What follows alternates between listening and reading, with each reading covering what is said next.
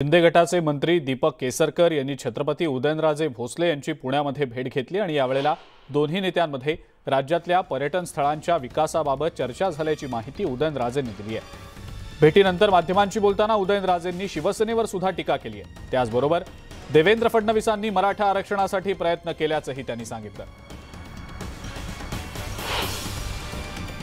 जागतिक पातळीवरती प्रसिद्ध असणारं एकमेव हिल स्टेशन जर कुठलं असेल तर ते महाबळेश्वर आहे। तिथं जवळपास अप्रॉक्सिमेटली 50 लाख टुरिस्ट दर वर्षाला येतात। यात भर कशी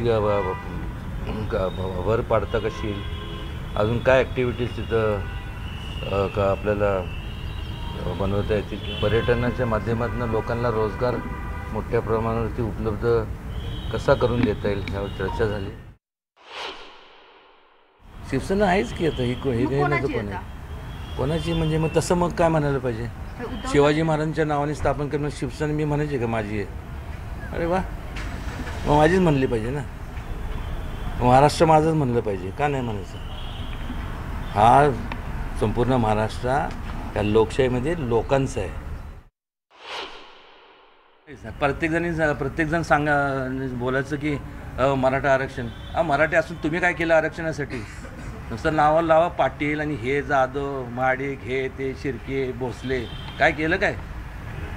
देवेंद्रांनी मराठा नसताना त्यांनी जेवढं केलं फडणवीस, आणि त्यालाच तुम्ही सांगता की ते मराठा नाही, किती जातीवाद? मी तर जातपात मानत नाही, शिवाजी महाराजांनी मानली नाही।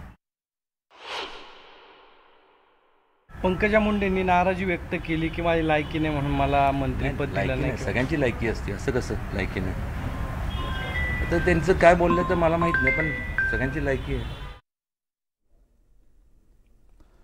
शिंदे सरकारच्या मंत्रिमंडळाचा विस्तार झाला तरी अद्याप खातेवाटप झालेलं नाही। या मंत्रिमंडळामध्ये आपली वर्णी लागेल की नाही याची शेवटपर्यंत खात्री नव्हती, अशी कबुली दीपक केसरकर यांनी दिलेली आहे। शिंदे गटाच्या वाट्याला 9 मंत्रिपदं आली, त्यातली 7 मंत्री हे जुनेच होते, तर 2 नवीन कुणाला संधी द्यायची यावर शेवटपर्यंत चर्चा सुरू होती, अशी माहिती त्यांनी दिली आहे। तर पंकजा मुंडेंना भाजप निश्चितपणे मोठी जबाबदारी येत्या काळात देईल असा विश्वासही त्यांनी व्यक्त केला।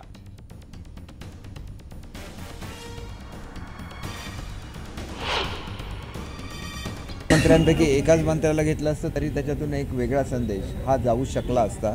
बच्चू कडू हे खरं तर ज्येष्ठ आहेत, ते एका पक्षाचे अध्यक्षसुद्धा आहेत, आमचे अत्यंत प्रिय असे ते आमदार आहेत। त्यांचा योग्य तो मान दुसऱ्या टप्प्यामध्ये ठेवला जाणार आहे, तसं आम्हाला मुख्यमंत्री महोदयांनी सुद्धा सांगितलेलं आहे। त्याच्यामुळे मी सुद्धा गेल्यानंतर माझे अतिशय चांगले संबंध आहेत, मी जाऊन भेट घेईन आणि असं रागवण्यासारखं काही नाही, कारण मला स्वतःला खात्री नव्हती की मी सुद्धा येऊ शकेन की नाही मंत्रिमंडळामध्ये, एवढी अगदी पोझिशन होती की पंकजाताईंना तर अत्यंत तरुण वयामध्ये संधी मिळालेली आहे, त्या लोकप्रिय नेत्या आहेत।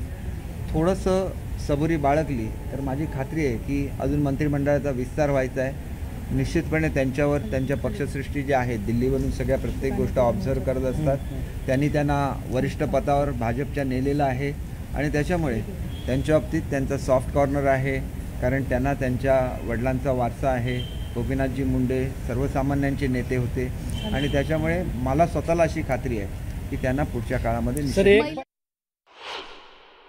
निव्वळ आणि निव्वळ त्या मुख्यमंत्र्याच्या दावेदार होतील अशा भीतीपोटी जर त्यांनाही माहिती येते, त्यामुळे पंकजाताईंनी स्वतःला कधी असं समजू नये, तुमच्यामध्ये उपजत वडिलांचे जी एक आपल्या वंश परंपरांनी येणारा गुण आहे तो तुमचा अतिशय चांगला गुण आहे।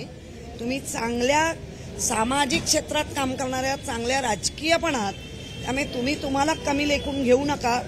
जे नाही देत आहेत त्यांचं कमी